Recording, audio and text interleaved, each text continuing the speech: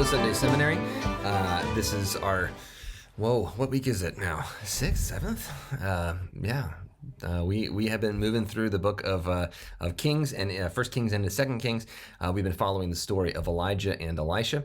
The story of Elijah so far has just barely crossed paths with Elisha, but he'll become the main character in just a couple of weeks. So these are our last few days with Elijah. We ended last time talking about the strange story of the lying spirits and Micaiah ben Imlah. We're back now at the beginning of 2 Kings in the world of Elijah. Now, just as a little side note, 1 Kings, 2 Kings, they sound like us to two books, like they're two books, like a sequel, like one was written after the other. In fact, they were always one work, and they were only named two different works because they became unwieldy to carry on one scroll. So they were separated. It's actually first in the Greek tradition. I think that this makes sense that this would have happened. But so the Greek translations of the Book of Kings became too unwieldy to carry, so they ended up just making two scrolls out of it. That is to say, it's one book that was later divided into two parts, First Kings and Second Kings. So in any event, you might notice like First Samuel, Second Samuel is the same thing. First Chronicles, Second Chronicles is the same thing. They are totally it's one book. There's no actual separation or difference between them. So when you end First Kings, it doesn't end at a particularly important place, and Second Kings doesn't start at a particularly important place. They're both just right in the middle of the story of Elijah and his prophecy. So why not just wait a little bit? It's because they picked the end of a chapter to separate the scrolls, but they didn't really make any definitive meaning after that. So the same thing with First, Second Samuel. David is near death at the end of 2 Samuel. Then it switches into Kings, and David is still alive but dying. That is to say that Samuel and Kings probably actually are all one work, although there's some more differences between them than there are between 1st, 2nd Samuel, 2nd Samuel, and 1st Kings and 2nd Kings. All to say, it's part of this much larger work, which we now call the Deuteronomistic history, or the history books, which seem to Joshua and Judges, 1st, 2nd Samuel, 1st, 2nd Kings, all seem to be written, or at least edited, collected together, shaped by the same folks with some of the same theological opinions and so on, using older materials of which the Elijah stories are a part. So, all to say, there's nothing important about the shift from 1st Kings to 2nd Kings. It's just when it got too heavy to carry, they started a new scroll. So it starts with after the death of Ahab. So maybe you think that's a big deal or something. It's kind of like, I guess, between 1st Samuel and 2nd Samuel, it's the death of Saul and Jonathan that marks this transition. But Ahab, he's an important guy, I guess, in 1st Kings, but certainly not the most important. There are other places to break the story, but here the death of Ahab is this kind of separation here. But after the death of Ahab, Moab rebelled against Israel. Now, Moab is a fascinating place, has a fascinating relationship with Israel itself. They are said to be related in very ancient ways through Lot and Lot's daughters, which resulted in Moab being a people, according to Genesis 19. The story is kind of, you can kind of see it's like meant to make fun of them. There's lots of stories about enmity between Moab and Israel. The Moabite women in particular are said in the book of Deuteronomy to be terrible, and you're supposed to stay away from them. According to Deuteronomy 23, they're never supposed to be allowed in the assembly. Numbers 25 says it was those terrible Moabite women who lured away the good Israelites to worship foreign gods, to worship the Baals. So there's this long trajectory of antipathy or hatred towards Moab and concern, especially about Moabite women. We have like a very different set of stories and texts which tell a very different story, which is when David was in big trouble and he had to send his parents somewhere because he was worried that they were going to be killed. Where did he send them? He sent them to Moab to be taken care of by the king there, and the king did. Why is that connection there? Well, the book of Ruth fills in a bit, or at least tries to kind of fill in a bit of that backstory, and that's that David's great-grandmother is Moabite, and that's Ruth. So if it wasn't for these Moabite women, then you wouldn't have David, and you wouldn't have the nation of Israel being successful, and you wouldn't have Judah, right? You wouldn't have Jerusalem if you didn't have David. So it's a way of saying that Moab plays the role of the villain, but also the hero at different points in time in the history of Israel. And we see here that Moab is ruled by Israel at this point in time, and Moab is rebelling against them. We have some historical evidence. There's a stone called the Mesha Stela, which is written by King Mesha of Moab. and it's written in a language that's almost indiscernible from Hebrew. So that is to say that Moabites, Hebrew, the Ammonite language, Canaanite, I mean, these are all basically the same language with slight differences. But so you can read this Mesha stela, this stone from King Mesha, when he talks about rebelling against the Israelites and against the house of David. So all to say, he's this rebellion is actually spoken of. King Mesha makes an appearance in 2 Kings chapter 3. It's not really clear why Moab rebelling against Israel is mentioned here when you don't hear anything about Moab until chapter 3, but it's setting up a later conflict that we'll get to later. Now, Ahaziah fell through the lattice of his upper chamber in Samaria. So this is Ahab's kid, who is a king, and you kind of start this chapter. It reads to me like a slapstick comedy. It's a like maybe kind of dark edged slapstick comedy. It's a bit like a Coen Brothers movie if you've seen one of those. It plays with issues of life and death, but also there's this just very bodily physical comedy element to it. So you start off with Ahaziah, this powerful man, right? Ahaziah is supposed to be a big deal, and he's the most important person in the kingdom, right? And it starts off with him falling through the lattice in his upper chamber. The lattice, I mean, he's like falling through his roof is another way to say it. I mean, they would have had areas of the roof that you could walk on and areas that would have had this lattice covering over it. So he literally falls through his roof, kind of like, I don't know, like a scene in The Money Pit or something with Tom Hanks. And then he lay sick. I mean, sick not meaning, he developed a sickness after that necessarily, but I mean, he broke some bones or something. So he's laid up in bed after falling through his upper chamber. Which, you shouldn't laugh at someone who goes through that, but at the same time, I mean, it probably, like, the idea is that I think there's some over-the-top physical comedy that comes up later in the story, so I think this might be a part of it. So he sends messengers, and he says, go inquire of Baal-Zebub, the god of Ekron, whether I shall recover from this sickness. Now, there's a couple things in here that need explanation. One is Ekron, which is a Philistine city, but that becomes a Judahite city because David conquers it. David plays with the Philistines a bit and actually becomes a Philistine lord for a little while, and ends up conquering Ekron. Now, whether or not Ekron is part of Israel at this point or part of Judah, it's kind of hard to tell. It might have been independent at this point in time. This is centuries after David, but in any event, they've got a different god there, Baal-Zebub. Baal meaning Lord, which often is used for the god Baal, the storm god of ancient Canaan, but it can be used for other gods too, and it can be used even for people. So sometimes Yahweh is even called Baal, meaning Lord or master. Sometimes people would be called Baal if they were like a big deal, and it wasn't necessarily idolatrous to use that term. It just happened to be also the name for the Lord, the storm god, Baal. Now, Baal-Zebub, this is going to be the sort of wordplay in a little bit. This is so Baal-Zebub. Zebub means flies. So if you ever heard of Lord of the Flies, like the book by William Golding, I think, that takes that term, Lord of the Flies, he didn't make that up, right? That's kind of a term that was in common use, maybe less in common use now, but that referred to the devil. The Lord of the Flies, like the Lord of the Garbage Heap or something. This is a joke. The real thing that people probably would have said about Baal is Baal-Zevul, like Lord Prince Baal or something like that. Baal, like Baal the Prince, Baal like the Lord the Prince, like the Prince of the Gods, because El was the king of the Canaanite gods, and Baal was like the prince, the much more active, actually more powerful second in command. But so Lord or Prince Baal makes a whole lot of sense.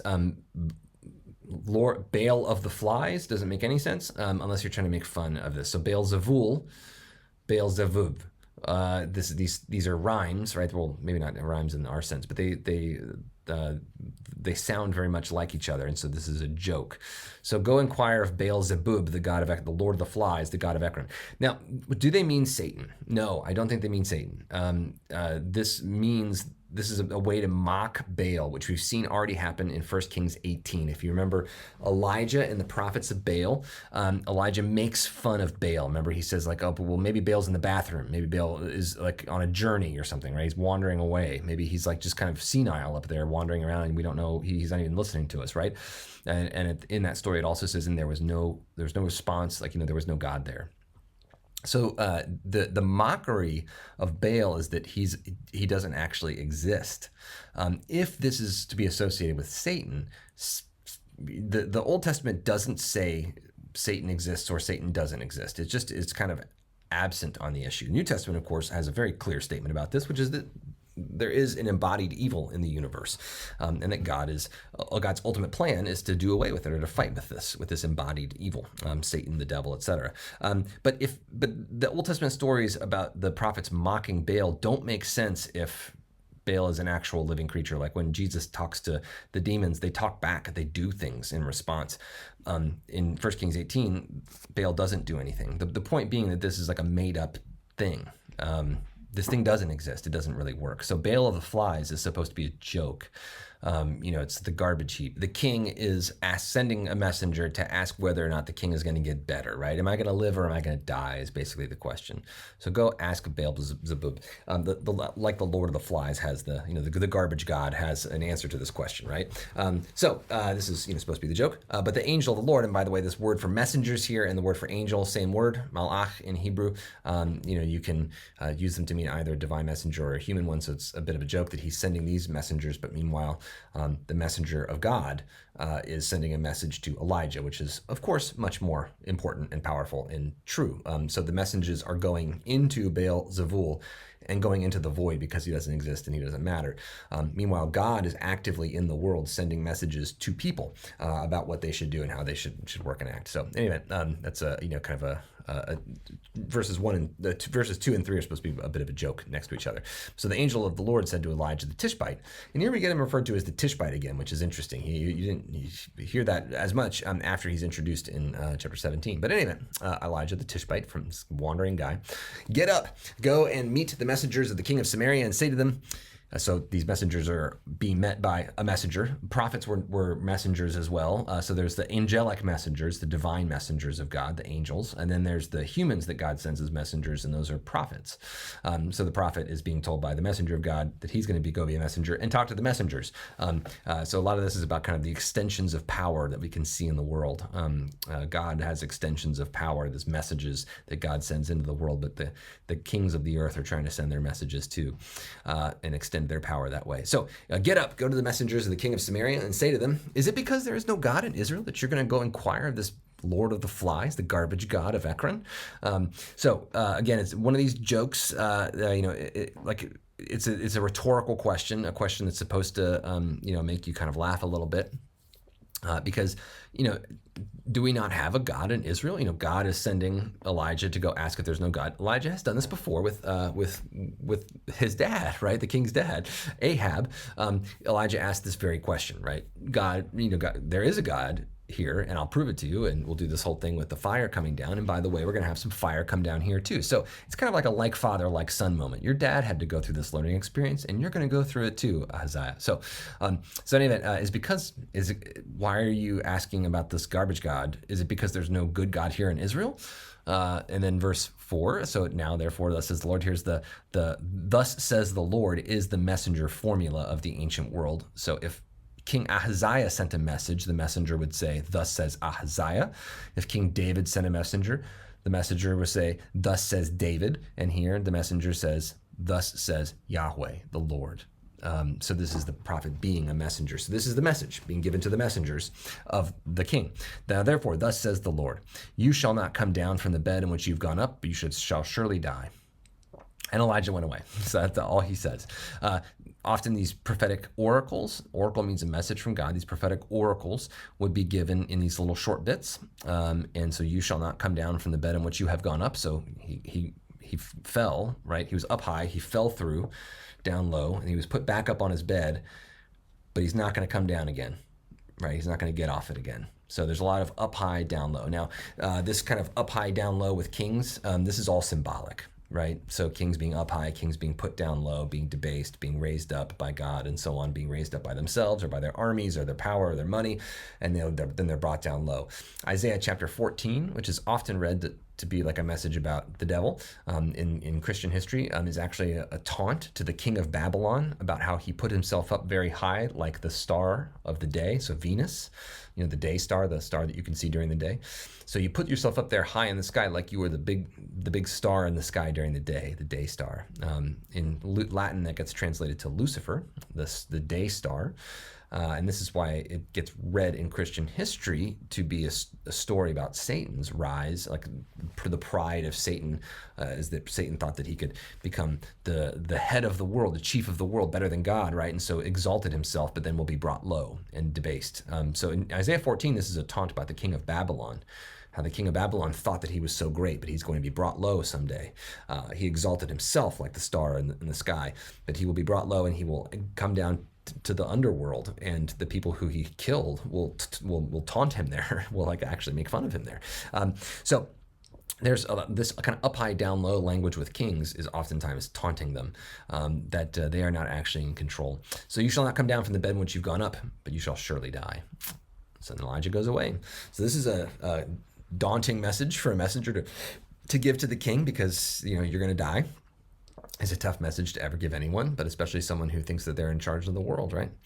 So the messengers returned to the king, and he said, hey, why'd you come back, right? You're supposed to, this is probably a longer journey that they were supposed to go on. Ekron is kind of far away. It's 20-some miles. My guess is that they get a few miles outside of Samaria. They see Elijah. Elijah gives them the message. They turn around and they go back instead of going all the way to Ekron. So the king knows, you're back too soon, right? Well, what happened? But the other interesting thing is that that word for returned, it can mean turn around, shuv. It's the word that we use to mean repent. So why did you change? Why did you repent from your idolatry? Is basically what he might be saying too. Why'd you come back? Why'd you repent? And they said to him, there came a man to meet us. This guy, we're going to leave him unnamed for a while, right? Even though they know exactly who he is, because so does the king. There's this guy that came to meet us on the road, and he said, hey, go back and say to the king, say, thus says the Lord. So he's given a message as a prophet. Is it because there's no God in Israel that you are sending to inquire of Baal-Zebub, the god of Ekron, the garbage god of Ekron? Therefore, you shall not come down from the bed which you've gone up. So they faithfully relay all this message, right? And then the king, he said to them, what kind of man was it you? You said it was just a guy, right? Just a guy, just what? Can you describe him a little bit? And here's where we get that famous description of Elijah, which gets repeated in the New Testament for John the Baptist. Their response is he wore a garment of hair, so a pelt, right? He wore like a animal hide with the hair still on it, so a pelt with a belt of leather around his waist, so a bit of animal skin kind of just stretched around there. And he said that's Elijah the Tishbite. The point of this is that wearing like animal pelt with like a leather belt just to cinch it around, and that means like you don't have a tailor, right? This is someone who's not sewing clothes, and people would make their own clothes in their own family units, and remember extended family units, the house of a father, right? So kind of metaphorically speaking, there would be large extended family units that would produce these things together. So people would produce their own clothes in their own household units, but the people would be skilled. They would know how to do these things. But so this guy is like, you can kind of imagine. He's also said to, John the Baptist said to eat like locusts and wild honey. I mean, this is the locusts and wild honey version of clothes, right? This guy's, he like killed a bear with his hands and like pulled the skin off and put it on him. Like that's, he's supposed to look a bit insane. But this also is distinctive, right? He's a wanderer. That's Elijah. I know him. Yeah. So, what's funny is that the guys thought they were just going to pass along this message. And if it was one of the prophets that their dad liked, one of these 400 some prophets, of Baal, then he probably would have been like, okay, cool. But instead, now he knows it's Elijah, and he's, this guy hates me. So in any event, he's going to get a second opinion maybe.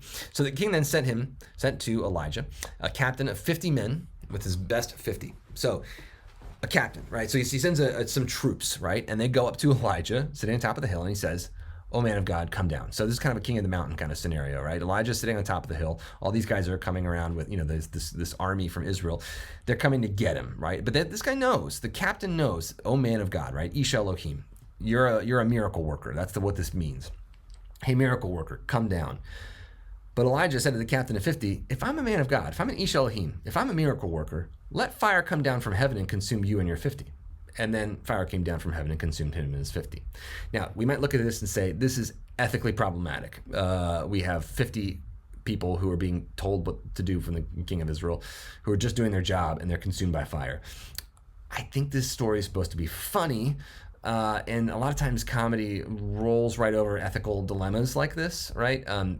This is supposed to be a story, I think, that's supposed to be kind of comical in the sense of like what happens next, but should be shocking to us. But again, fire came down in 1 Kings 18 and consumed the sacrifice that was given, right? And this time, fire is going to come down and do something different in order to respond to the sun. But so they're trying to kill him. Their orders are to kill him, and they want to kill him. Elijah knows this, and his response is, this fire of God is going to consume you. So this is God doesn't mess around sometimes. This is a bit like we'll see in the 2 Kings 2 with the she-bears coming out and mauling children. I mean, this is ethically problematic, but it's kind of not supposed to be read that way. It seems that in the flow of the story that these are more like symbols about who these people are and how God works in the world.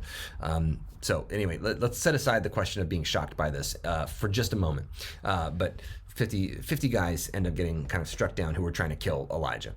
Then again, the king sent him another captain of 50 men with his 50. So another guy comes with another army, and they say, "Oh, man of God, this is the king's order. Come down quickly." But Elijah, it's the same thing, right? But Elijah says, "If I'm a man of God, let fire come down from heaven and consume you and your 50. Then the fire of God came down from heaven and consumed him in his 50. So we get the repetition, right? This is how jokes work. You repeat it, and then you change it, right? So, these guys keep running up, and like lightning keeps coming down and just like blowing them up. And again, this is why I say we don't learn a lot about the lives of these people, who they are, where they come from. It's just kind of vague army guys. So this is why I think the point of the story is supposed to be something a bit different. But in any event, verse 13, again, the king sent his captain with a third 50, with his 50. So another, I think of these as like, another, I don't know, actually know my troop sizes very well. Battalion, regiment, I don't know. Like, it's not another group of guys. Bigger than a platoon, I know that. Like 5 platoons worth of guys or something. I don't know. And a third captain of 50 went up and came and fell on his knees before Elijah. Now, this is different, right? The first guys come up and say, "Hey, the king wants you to come down. Come down." Now, they recognize that he's a miracle worker, but they still are like, "You got to respond to us because we got swords, right? What else are you going to do?" But here, this third guy is different. And he says, "Oh, man of God, miracle worker, please, like, don't kill me. Let my life be. Please let me live. And the life of these 50 servants of yours, let them be precious in your sight." It's a pretty cool statement, I think, actually. Please let the lives of me and these people be precious in your sight. Now, what this points out is that if you've been following along kind of laughing, those first 2 groups of 50 people, all of a sudden you're like, wait, aren't their lives precious? Geez, yeah, this is ethically problematic, right? To have all these like 100 guys just got eaten up by lightning, and we just heard the captain say a couple of words, right? But this guy is begging, please, aren't our lives important, right? So he's got to go talk to the man of God, because that's what the king is telling him. If he doesn't do this, the king's going to execute him for treason, right? So he's in a rock and a hard place, and he's asking Elijah to be merciful. And this is going to maybe lead to a very different response, right? "Oh, man of God, please," the end of verse 13, "Oh, man of God, please let my life and the life of these 50 servants of yours be precious in your sight. Behold, fire came down from the heavens and consumed the 2 former captains of 50 men with their 50s, but now let my life be precious in your sight." So the men and my life, don't we matter? Aren't we important? And this is kind of an amazing moment in these stories, because in the ancient world, the answer was these guys don't matter. The guys, the foot soldiers who work for a king, I mean, my goodness, no, the kings don't care about them. I mean, the kings want a lot of foot soldiers, but it's not like they know their names or these guys are important at all. I mean, kings would tell their soldiers to go somewhere, and if they rebelled and if they mutinied, then they would execute them. I mean, that's the way it works. Or if all the soldiers rebel, then they execute the king, and then the king's dead. But it's just a play of power. That's what it is. There's no like concern for these people. But here, we, the readers, are being asked to have concern for these foot soldiers who are like never named in these ancient stories, and people just don't really care about. Don't our lives matter? So, verse 15, the angel of the Lord said to Elijah, "Go down to him. Do not be afraid of him." It's kind of this amazing moment. This guy's pleading on his knees. Elijah is kind of, I don't know, doesn't respond initially maybe. But God's angel does. God's messenger does. Go down to him. Remember, the king wasn't supposed to go down, right? The king can't go down, but Elijah can now. He can go down because he's up on a hill to protect himself from these soldiers that keep trying to kill him. But essentially, he's fine humbling himself and talking to the people. I mean, so the king doesn't want to just talk to Elijah; he wants to kill him. But here, the Elijah is willing to talk to these soldiers. But do not be afraid of him, meaning the captain. This is that phrase that you hear all the time in the Old Testament. You don't have to be afraid. It's telling you that there's some salvation on the way. Do not be afraid. You don't need to be afraid anymore. Do not fear. And then the angel said to him. So Elijah goes down and goes to the king, and then Elijah, verse 16, says to the king, "Thus says the Lord, because you have sent messengers to inquire of Baal-Zebub," again, the lord of the flies, the garbage god of Ekron, "is it because there is no God in Israel to inquire of his word? Therefore you shall not come down from the bed in which you've gone up, but you shall surely die." This might sound familiar because this is exactly the same phrase that he said, the same couple of sentences that he said to the previous messengers, right? So you're going to get, I just love the idea that the king sends these messengers to go inquire of the garbage god, whether or not he's going to live or die. And he gets this message back from Elijah, who's co-opted his messengers and has said, "You're going to die." He keeps trying to kill Elijah so he can finally go get the message that he wants from the garbage god. And then Elijah gives him the exact same message back. Again, supposed to be funny. You can just imagine the king's face turning bright red and steam coming out of his ears and stuff. And then verse 17, he died, according to the word of the Lord that Elijah had spoken. This king, this grandson of the son of Ahab. Jehoram became king in his place in the second year of Jehoram, son of Jehoshaphat. These are two different kings, both named Jehoram, by the way. This is confusing. Jehoram, the king of the north, became king in the place of Ahaziah in the second year of Jehoram, the son of Jehoshaphat, king of Judah. Different guy, named the same name, Jehoram. Had a different dad, Jehoshaphat, because he was the king of Judah, not the king of the north. So there's overlap of two kings of the two kingdoms that are both named the same thing, which has caused a lot of confusion to historians throughout history, you might say. In fact, there are some that think that this is actually the same guy. That is to say, I don't think that's true, but there are some influential historians who think that this might be actually the same person. That's why you have the same name for two kings of two different kingdoms at the same time. Somebody briefly reunited them or something. Doesn't seem to work out for me because they're listed as having two different dads in the genealogies, but whatever. So verse 18, "Now the rest of the acts of Ahaziah and what he did, are they not written in the books of the Chronicles of the kings of Israel?" This is a typical way to end the kind of statement of the deaths of kings. But it also brings up this interesting point that there's other books out there that they had. This doesn't mean the book of Chronicles. Chronicles was written after Kings. We know this because it ends very differently and later. It ends with the people coming back from the land, from exile to the land in order to rebuild the temple and everything. So these are books that are gone. And the book of Chronicles, the Chronicles of a king, would probably just be this kind of dispassionate telling with maybe a bit of propaganda mixed in of what happened during a king's reign. So kind of like official notes for official historians. So this is like telling you can go look at those other books if you want. Now we can't. They're gone. Some people have suggested these books might not exist. They might not have ever existed. It must be kind of like this might be like a sleight of hand.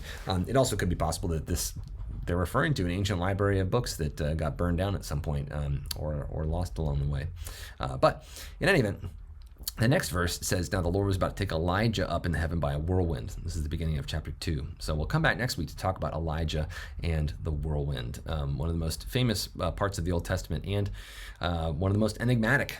What does it mean for him to be taken up in a fiery chariot? We're going to play the Chariots of Fire soundtrack in the background the whole time. But in this chapter, if you kind of think of it in terms of chapter 1 of 2 Kings, if you think about it in terms of a slapstick comedy that is supposed to kind of make us laugh about the ineffectuality of kings. And before you feel too bad about Ahaziah, he's not a good dude, according to the very end of 1 Kings. 1 Kings chapter 22, verses 51 through 53 tell us that he does lots of evil all over the place in Israel. So don't worry about him, right? But in any event, next week we'll talk about 2 Kings 2 and the fiery chariot. And then we'll move on with the stories of Elisha after that, which I gotta be honest, I actually like the stories of Elisha better than the stories of Elijah. So I'll be really excited to dive into those with y'all. If you have questions about this, about any of the things that we've been studying so far and chatting about so far, just feel free to drop an email, tell me how you're doing, or send me a comment some other way. And if you'd like to this content to be done differently, if you want future version, for future installments of our Bible study to take place differently, just let me know. I'll look forward to interacting with you all sometime soon. See ya.